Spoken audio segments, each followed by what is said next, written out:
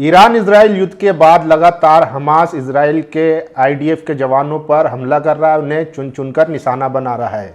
अब वहीं दूसरी बड़ी खबर आई, एक रिपोर्ट जारी हुई जिसमें गाजा में निहत्थे बच्चों महिलाओं को मारने के लिए कौन सी बड़ी बड़ी कंपनियां फंड कर रही हैं वो भी बताऊंगा। वहीं दूसरी तरफ इजराइल के लिए लाल सागर में यमन हूती किस तरीके से उनको डुबो डुबो कर मार रहे हैं वो भी बताऊंगा।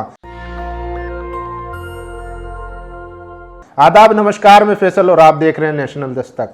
इस वक्त की सबसे बड़ी खबर आ रही है कि ईरान के प्रॉक्सी यमन हूती और अंसारुल्लाह वहीं गाजा में हमास लगातार इजराइल को नुकसान पहुंचा रहे हैं। और हमने बताया था पिछली खबर में कि किस तरीके से आईडीएफ के नौजवान जो हैं वो आत्महत्या करने को मजबूर हैं। और उन्होंने जब आत्महत्या की थी उससे पहले उन्होंने कहा था कि माँ मैं बहुत बेबस हूँ, मुझे चारों तरफ लाशें दिखाई देती है और उनकी दुर्गंध आती है, यानी कि बदबू आती है। तो ऐसी स्थिति हो रही है गाजा में निहत्थे फिलिस्तीनियों पर लगातार आज भी जो है इजराइल बमबारी कर रहा है। लेकिन वहीं दूसरी तरफ जो हमास के लड़ाके हैं वो लगातार आईडीएफ के जवानों को नुकसान पहुंचा रहे हैं।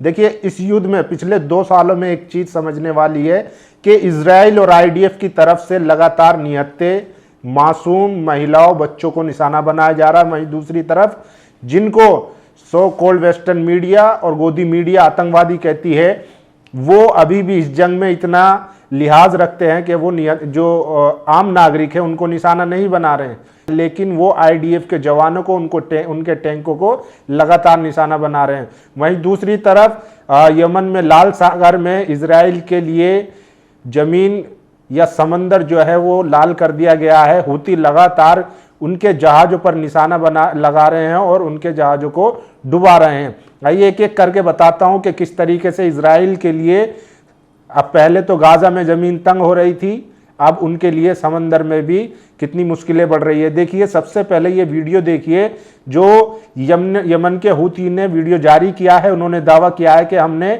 इजराइल जाने वाले एक जहाज को जो कि इजराइल पर लगी नाकाबंदी को तोड़ रहा था उसको हमने मारकर डुबो दिया है।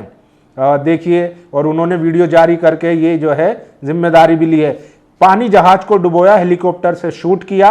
हूती ने 2 दिन पहले बल्क कैरियर मैजिक सीज पर धावा बोलने और उसे विस्फोट से उड़ाकर समुद्र में डुबोने का वीडियो जारी किया है। हूती का कहना है कि ऐसे इसलिए किया गया क्योंकि यह जहाज इजराइल पर लगाई गई नाकाबंदी का उल्लंघन कर रहा है। तो आज की जो है सबसे वायरल तस्वीर ये है, किस तरीके से देखिए जो जहाज है वो धुआं धुआं हो चुका है और आग की लपटों से एकदम चरमरा रहा है। और देखिए, मिश्रा अमरेश इन्होंने ट्वीट किया है, यमन अंसारुल्लाह ने एक और इजराइल से जुड़ी शिप एटर्निटी सी पर लाल सागर में हमला कर उसे डुबो दिया। इसके पहले अंसारुल्लाह ने मैजिक सी पर सशस्त्र हमला कर उसे डुबो दिया था। तो लगातार लाल सागर में इजराइल के लिए मुसीबत बढ़ती जा रही है। और ये देखिए, यही लिखते हैं, सुनो सनातन विरोधी फर्जी हिंदुत्व गिरोह, हमास कोई आतंकवादी संगठन नहीं है। दुनिया के 195 देशों में से 175 से ज्यादा देश जिनमें भारत भी शामिल है हमास को आतंकवादी संगठन नहीं मानते। ये एक लड़ाकू संगठन है जो कई दशकों से आज़ादी और स्वतंत्र फिलिस्तीन के लिए लड़ रहा है। इस तरह के प्रतिरोध को संयुक्त राष्ट्र अनुच्छेद 26-25 और 15-14 के तहत मान्यता देता है। सिर्फ अमेरिका, इजराइल और कुछ यूरोपीय देश अमेरिका के दबाव के कारण हमास को आतंकवादी संगठन मानते हैं।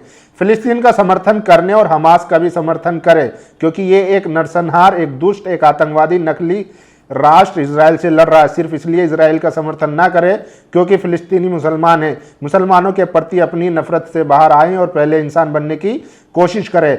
नरसंहार का समर्थन ना करें, नरसंहार कभी भी उचित नहीं होगा।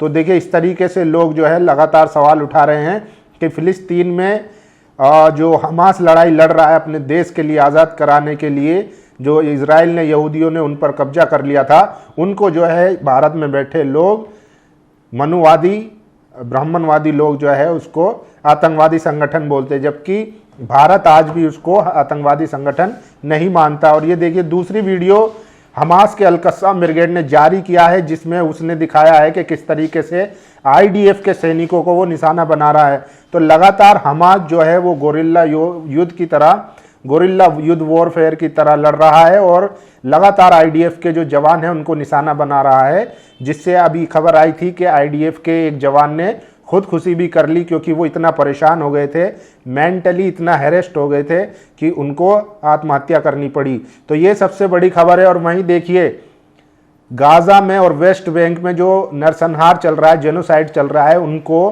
कौन कौन सी बड़ी कंपनियां समर्थन कर रही हैं, सपोर्ट कर रही है इजरायली सेना को, उस पर बड़ा खुलासा हुआ है। गूगल, माइक्रोसॉफ्ट जैसी कंपनियां इजरायल द्वारा कत्लेआम सैन्य अभियानों में मददगार, यूएन रिपोर्ट में दावा किया गया है। और ये सबसे बड़ी खबर है कि गूगल और माइक्रोसॉफ्ट जैसी कंपनियां जो दुनिया भर में मानव अधिकार की बात करती है, वही कंपनियां गाजा में, वेस्ट बैंक में इजराइल की मदद करती है, उसको सपोर्ट करती है। देखिए, संयुक्त राष्ट्र मानव अधिकार परिषद को सौंपी गई एक रिपोर्ट में आरोप लगाया गया है कि बड़ी संख्या में बहुराष्ट्रीय कंपनियों ने गाजा और वेस्ट बैंक में इजराइल के कब्जे और सैन्य अभियानों को सुविधाजनक बनाने या उनसे लाभ उठाने में अहम भूमिका निभाई है, जो अंतर्राष्ट्रीय कानून का उल्लंघन करती है। तो ये बड़ी खबर है। और किस तरीके से देखिए गाजा में आज भी जो है इजरायली सेना लगातार निहत्थे मजलूम फिलिस्तीनियों पर बमबारी कर रही है। और यमन की तरफ से लगातार इजराइल को निशाना बनाया जा रहा है, इजराइल के मध्य और जेरूसलम को निशाना बनाया गया है। इन तस्वीरों से, इन रॉकेटों से आप अंदाजा लगा सकते हैं कि यमन के हूती आज भी किस तरीके से जो है वो इजराइल को निशाना बना रहे हैं। तो ये बड़ी खबर है। इजराइल देखिए कहीं ना कहीं अभी खबर आई थी कि वो 60 दिन के लिए सीज फायर के लिए तैयार हो गया है। उसके पीछे एक बड़ी वजह ये थी कि जिस तरीके से ईरान ने इजराइल में तबाही मचाई थी, वो कहीं ना कहीं बैकफुट पर आ गया था, इसलिए वो भागकर जो है ईरान के पास गया और सीज फायर की गुहार लगाने लगा। अब वहीं खबर आई है कि हमास के साथ भी वो हमास की शर्तों पर सीज फायर करने के लिए तैयार हो गया है 60 दिन के, क्योंकि हमास ने जिस तरीके से इजराइल को गाजा और वेस्ट खान यूनुस में निशाना बनाया है, एक एक करके उनके आईडीएफ के जवान टैंकों को उड़ाना, जो हमास लगातार वीडियो जारी करके दिखा रहा है। तो ये भी एक बड़ी खबर है कि इजराइल अब कहीं ना कहीं बैकफुट पर आता हुआ दिख रहा है। और ये देखिए यमन के हूती विद्रोहियों का रेड सी में मैजिक सी जहाज पर हमला, जिसे उन्होंने डुबोने का दावा किया है। वीडियो जारी। हूती गुट का कहना है कि यह मामला गाजा के फिलिस्तीनियों के समर्थन में किया गया है, वे इजराइल से जुड़े जहाज़ों को निशाना बना रहे हैं। तो ये सबसे बड़ी खबर है। हूतियों ने इजराइल के एक जहाज को निशाना बनाया और उसको डुबो दिया। इससे पहले भी जो है उनका दावा किया गया था, एटर्निटी सी एक नाम का जहाज था जिसको हूती ने मार गिराया था, उसको जहाज को समंदर में डुबो दिया था।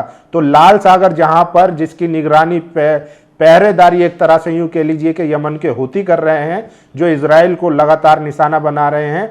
और इसके पीछे कहीं ना कहीं ईरान का हाथ है। ईरान के प्रॉक्सी के तौर पर यमन में हूती काम कर रहे हैं और ईरान इनडायरेक्टली अभी भी लड़ रहा है। जैसा कि ईरान के सुप्रीम लीडर आयतुल्ला खामनी ने कहा था कि ये जंग जारी रहेगी फिलिस्तीन की आज़ादी तक, तो वो बात कहीं ना कहीं सही साबित होती दिख रही है, क्योंकि लगातार हूती की तरफ से, हमास की तरफ से और अंसारुल्लाह की तरफ से हमले किए जा रहे हैं।